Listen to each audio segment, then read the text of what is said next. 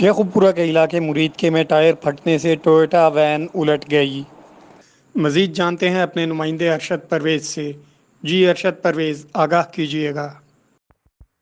جی بالکل، شیخوپورہ کے علاقہ مریدکے میں ٹائر پھٹنے سے ٹیوٹا وین الٹ گئی۔ مریدکے کالا شیخو انٹرچینج سے 1 کلومیٹر سیالکوٹ کی جانب motor way per Toyota when الٹ گئی اور حادثے میں 2 بچے اور 2 خواتین جان بھاگ جبکہ 3 افراد شدید زخمی ہو گئے۔ مریدکے ریسکیو 112 کی امدادی ٹیم نے موقع پر پہنچ کر امدادی زخمیوں کو موقع پر طبی امداد دی جبکہ جان بحق ہونے والوں کی لاشوں کو پولیس کے حوالے کر دیا۔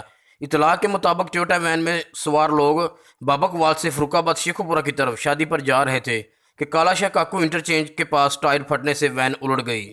جی بہت شکریہ ارشد پرویز آپ کا۔